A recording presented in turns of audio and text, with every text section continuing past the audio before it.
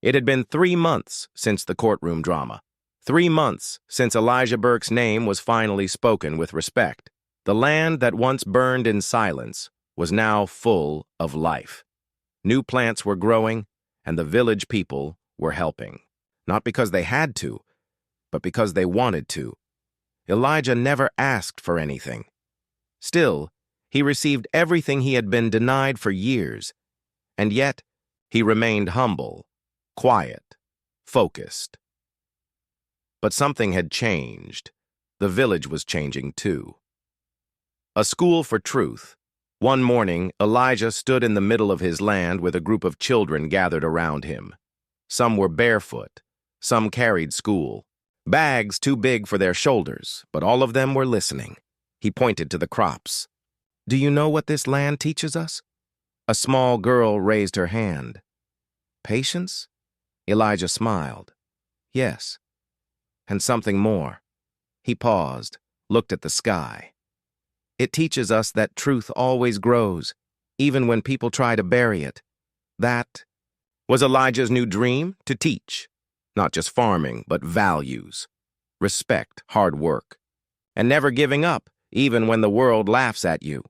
He turned the back part of his land into a small learning center, painted it white, hung a wooden sign at the door, "Burke Learning Garden, where truth grows, the visitor from the city one." Day, a black car drove into the village. Children ran after it, shouting in excitement. Out stepped a tall man in a sharp black suit. He wore glasses and held a microphone. He was a journalist from a national news channel. He approached Elijah. "Sir, your story has traveled across the country. Everyone's talking about you. The man who stood alone and turned silence into strength." Elijah looked confused. "I didn't do it to be famous." The reporter nodded. "That's exactly why your story matters." They interviewed Elijah, right there in front of the school building. His words were simple, but they shook the hearts of many who watched. A ripple effect in the weeks that followed. Something amazing began to happen. Letters started arriving at Elijah's door. One was from a young black boy in the city. "You make me proud to look like me." One came from a white farmer in another village. "I had wrong ideas about people like you, not anymore." A teacher from a nearby town wrote, "We now teach your story in our classroom." Elijah didn't cry, but his heart grew heavier, not with pain, but with meaning. He realized his story had become more than just his own. It had become a light for others, Mr. Burke's fate, and what about Mr. Burke? After losing the court case, his reputation fell fast. His company was investigated. His workers left him. His land grew dry. He moved to another town, alone. No one heard much about him after that. Some said he lived in regret, but Elijah never spoke. Against him. When someone asked, he simply said, "He was a broken man. I chose not to be." Legacy in bloom one evening, Elijah stood beside the old tree where he had once waited in silence. Now a garden grew under it. Bright flowers, strong crops, children's drawings hung on the tree. A little boy walked up and asked, "Uncle Elijah, what does legacy mean?"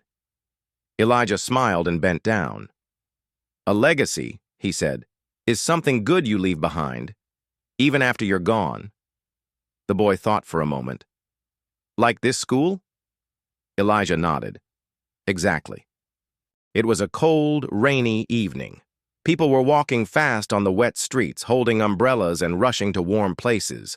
In the middle of the busy road, a man stood still. He wore an old brown coat. His shoes were dirty from mud. His bag looked worn out, like it had been carried for many years. He was a black man in his late 50s. His face was calm but tired. His hands were rough, his eyes deep. His name was Charles. He slowly walked toward a large luxury hotel. It had golden lights, clean glass doors, and expensive cars parked outside. People at the front desk looked at him strangely. He didn't belong here, they thought. Charles opened the door and stepped into the lobby. It was warm inside, clean floors. soft music, and the smell of fresh flowers. A young couple sitting near the fireplace looked up at him, then looked away with judgment. A man at the front desk whispered to another staff member, "Who let that man walk in? He looks homeless." They both laughed quietly. A tall receptionist, dressed in a blue suit, gave Charles a fake smile. "Can I help you, sir?" he asked, with a tone that didn't sound helpful at all. Charles nodded slowly. "Yes, I need a room for the night." The receptionist looked him up and down. "I'm sorry," he said. "We are fully booked." Behind him, another guest was checking in easily. Charles noticed. He knew what was happening. He wasn't blind. He wasn't stupid. But he said nothing. He just smiled politely and asked, "Is the owner here today?" Now the receptionist became nervous. "Why are you asking?" he said. "I'd like to speak with him," Charles said. "Just tell him. Charles is here. He'll know." A few hotel staff standing nearby started whispering. One of them, a young man, laughed and said loudly, "Yeah, right, like the owner. Talks to everyone who walks in off the street." People in the lobby looked at Charles with curious eyes. Who was this man? Why did he want to see the owner? And why did he look so calm, even after being treated so badly? Charles walked to the side and sat on a chair. He placed his old bag on the floor next to him. He didn't seem angry. He didn't shout. He didn't argue. He just waited. Minutes passed. Some guests giggled while recording him on their phones. One woman whispered, "Maybe he's a beggar, looking for a rich friend." But there was one person who didn't laugh. A cleaning lady, about 40 years old, walked quietly toward Charles. She gave him a paper cup of water. "You look tired," she said softly. Charles looked up and smiled. "Thank you," he said. "You're the first person here who's treated me like a human." She smiled back, embarrassed. "I've been poor too," she said. "I know that look in your eyes." Back at the front desk, the receptionist dialed a number. "I'm calling the owner," he whispered to the manager beside him. "Just to prove this man is no one." After a few moments, the receptionist's face changed. His voice became softer. "Yes, Sir, he's here now. Yes, he asked for you. His name is Charles." He paused. Then his eyes grew wide. "Yes, sir. Right away." He hung up and turned pale. The rude staff member who had laughed earlier noticed and asked, "What happened?" The receptionist whispered, "He said, bring him up immediately." "Wait." "What?" He said, "That's Charles. Let him in at once." Now the whole staff started whispering. Guests nearby looked confused. Something was happening. The receptionist walked over to Charles slowly. "Sir, I apologize. The owner, he said he's expecting you. Please come with me." Charles stood up calmly, picked up his old bag, and followed the man down the hall. The people who had laughed before now sat, quietly. Their smiles were gone. The woman who had filmed the video lowered her phone. Someone whispered, "Who is he really?" Another said, "Is he rich?" The cleaner stood in the corner, smiling softly. She didn't know who Charles was either, but she knew he was someone special. And as Charles walked down the hallway toward the owner's office, no one was laughing anymore.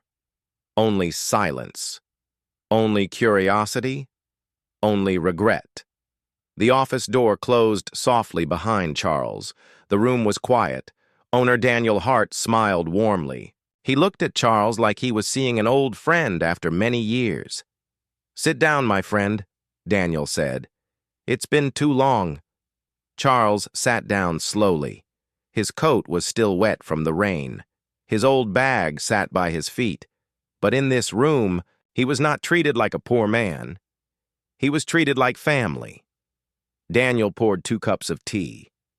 He handed one to Charles. "I still remember that day," Daniel said. "When you saved my life." Charles smiled gently. That was a long time ago. But I never forgot, Daniel said. You were the only one who stood beside me when everything went wrong. Flashback begins.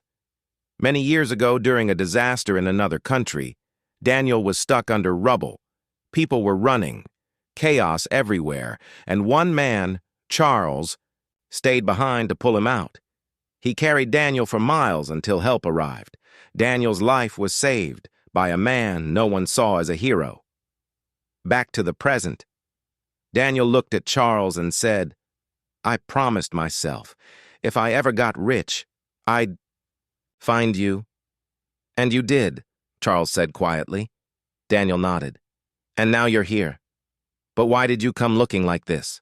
Charles took a slow sip of tea, then said, to see what people would do when they saw a poor black man walk into a rich hotel. Daniel looked down. He understood. At that moment, there was a knock at the door. The manager peeked in.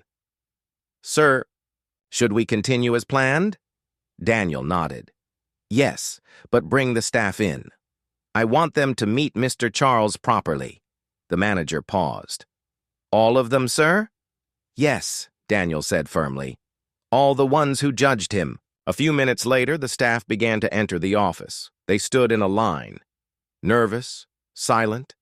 Some of them were sweating. Charles looked at each face. He saw the receptionist. He saw the man who had laughed. He saw the cleaner, the only one who had shown him kindness. Daniel stood up and faced his staff. Everyone, he said, meet Charles Bennett. The room was quiet. Daniel continued. This man is the reason I'm alive. He is not only my friend, he is the reason this hotel even exists. The staff looked shocked. No one spoke. Some dropped their heads. Charles stood slowly. He didn't shout. He didn't point fingers. He just said, you judged me by my coat, my shoes, my silence. But real worth is not worn outside. It lives inside. The receptionist looked like he might cry. The rude staff member whispered, I'm so sorry, sir. Then Charles turned to the cleaner. And you, he said softly. You gave me water when I had nothing. She looked surprised. You saw me. Not just my clothes. Daniel smiled. She's getting a raise, he said proudly. Everyone clapped softly. But the lesson was louder than words. The man they laughed at was now the man they respected. And this was only the beginning. The room was quiet. All the hotel staff stood silently in the owner's office. No one laughed now. No one judged. Everyone waited to hear more. Charles looked around at the people who had once laughed at him. Then he looked at Daniel, the owner. Daniel gave him a gentle nod, a signal to speak freely. Charles took a deep breath, and then the truth began. I wasn't always like this, Charles said softly. I used to wear suits, drive cars, live in a big house. I had money. People looked at each other, surprised. Charles continued, but I gave it all up. Years ago, I chose to live simply, not because I had to, but because I wanted to. He looked into their eyes. I wanted to feel the world again. I wanted to remember what life feels like when no one sees your name or your title, when they only see your skin, your shoes, or your silence. A few staff members looked down in shame. Daniel stepped forward. He held up an old photo. It showed two young men in military uniforms standing in front of a destroyed village. It was Charles and Daniel. This man, Daniel said, carried me on his back for 3 hours through a war zone. I had lost all hope, but he never gave up. Everyone listened with full attention. No one touched their phones. No one whispered. Even the cleaner wiped away a small tear. Daniel added, I became rich. I built this hotel. But I never forgot Charles. I searched for him for years. Then Charles spoke again. But I didn't come today for money or thanks. I came to see how people would treat a man who looks poor, who says nothing, who just walks in. And now I know. He looked at the receptionist. The young man's face was pale. "I'm sorry, sir," he whispered. "I didn't know." "I know you didn't," Charles said kindly. "But next time, don't wait to find out. Treat everyone with kindness. Before you know who they are." Charles then turned to the cleaner. "You didn't know me either, but your heart was open." She smiled shyly. "You reminded me that good people still exist." Daniel smiled, too. He said, "She's not just a cleaner anymore. From today, she's a guest care officer." The staff clapped. Then Daniel looked at everyone and said, "This is not just about Charles. This is about us. We will never judge a person by their clothes again." Charles picked up his old bag. He smiled and said, "I may look poor on the outside, but I've never felt richer than I do today." And with that, he stepped out of the office. As he walked through the hotel, people moved aside with respect. Heads bowed. He wasn't just a man in an old coat anymore. He was a symbol, a reminder, teacher. The truth had come out, and it changed everyone forever. Charles walked out of the office slowly. He passed through the hotel lobby, but this time, everything had changed. People were not laughing anymore. They were quiet. Some stood in respect. Others looked away in shame. The receptionist who had refused him earlier followed quickly behind. "Sir." "Wait," he said softly. Charles stopped and turned around. The young man looked nervous. "I'm sorry," he said. "I judged you. I didn't give you a chance. I thought—" He stopped, ashamed. Charles looked at him calmly and replied, "You thought I was nobody, but every human being is somebody." The receptionist nodded, his eyes full of tears. "Want to be better," he said. "Truly." Charles gently patted his shoulder. "Then start by treating the next stranger with respect." The man who had laughed at Charles earlier also stepped forward. He was quiet now. No jokes, no smiles. "I feel ashamed," he said. "I laughed at you without knowing anything."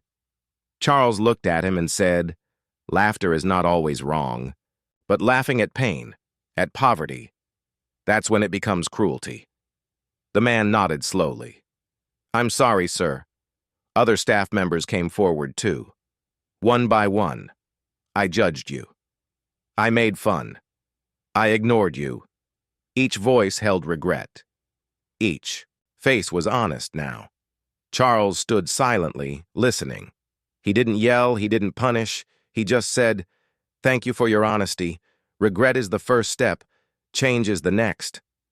Meanwhile, the guests in the lobby were also moved. Some of them had recorded him earlier, mocking his clothes. Now they quietly deleted the videos. One woman walked up to Charles and said, "I saw you, and I thought you were just a poor man." Charles smiled gently. "I am a poor man," he said, "but not in the ways you thought." Suddenly, the cleaner came forward. She was holding a small notebook. "I wrote something for you," she said shyly. Charles took the paper and read it. It was a short poem. "Kindness doesn't need a name. It doesn't wear a suit. It doesn't speak loudly. It lives in quiet hearts." Charles looked up, eyes shining. He gave her a warm hug. "You have a beautiful heart," he whispered. Owner Daniel stood nearby, watching everything. He saw how people changed in just one day. He walked over to Charles and said, "You didn't just test my staff today. You taught them." Charles smiled. "I didn't come to teach," he said. "I came to remember that kindness still lives, somewhere inside all of us." Outside, the rain had stopped. The sky was clearing, and in the quiet lobby of the Grand Hotel, the man once insulted was now the man everyone looked up to. Charles stood near the hotel entrance. His old bag was in his hand.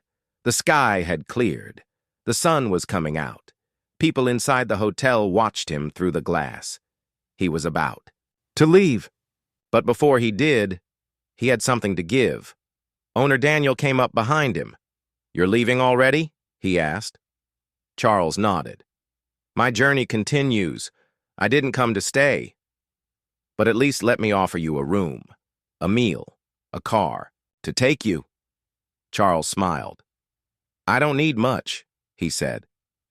"But there is something I want to leave behind."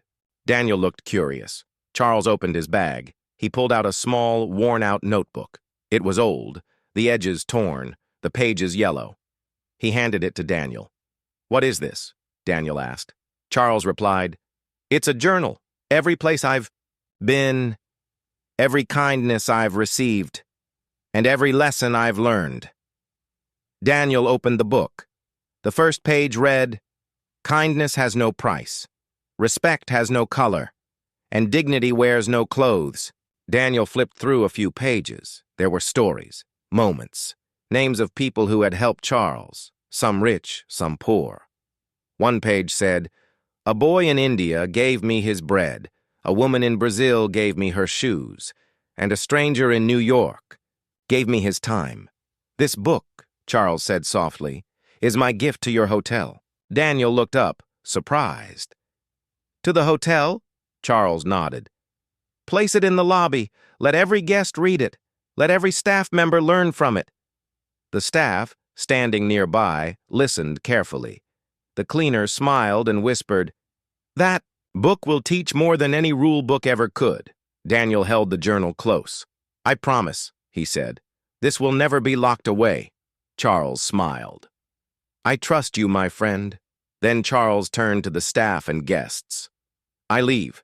Today with nothing in my hands," he said, "but with peace in my heart. You gave me apologies.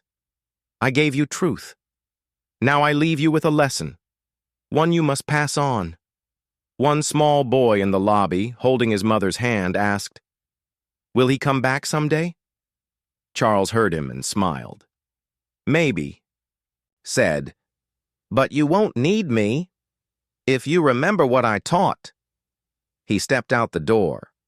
The wind moved gently, and Charles Bennett, the man once judged, laughed at, and insulted, walked down the street, not with riches, not with power, but with something greater: respect. Inside, Daniel placed the journal inside a glass case in the lobby. Above it, he added a sign: "The Charles Bennett Journal. Read it before you judge." Weeks passed. The hotel returned to its busy routine. Guests coming in, phones ringing, staff working hard. But something had changed. Something deep. Something real. In the middle of the hotel lobby stood a glass case. Inside it, the small old journal rested with care. A sign above it read, "The Charles Bennett Journal. Read it before you judge." Guests stopped to read. Staff members, even the newest ones, were told the story. And slowly, the hotel began to change. T, receptionist, once rude, now smiled at every guest, rich or poor. The man who had laughed? He helped an old man with heavy bags and didn't expect a tip. And the cleaner? She was now in charge of staff training, teaching kindness before rules. One day, a poor traveler entered the hotel. His shoes were torn. His shirt was old. The staff saw him and welcomed him. No one laughed. No one looked away. They offered him water, a seat, a warm smile. The traveler looked confused and asked, "Why are you treating me so kindly?" The receptionist pointed to the journal. He said, "Because one day we didn't, and we learned never to make that mistake again." Daniel, the hotel owner, would often sit near the lobby. He watched as the world walked in, people of every color, background, and story, and he smiled. He knew one man had changed everything. Far away in another town, Charles Bennett walked along a quiet road, still carrying his small bag, still wearing simple clothes, but inside him was peace. He entered a local shelter, sat with strangers, shared food, told a story. Not about anger, not about revenge, but about respect. One boy asked him, "Why don't you ever stay in one place?" Charles smiled and said, "Because kindness should travel, and so should I." Back at the hotel, Daniel added a final note to the journal. He didn't own a mansion, he didn't wear gold, but he gave us something richer than money, a reason to be better human beings. And so, the man they once laughed at became the man they remembered forever.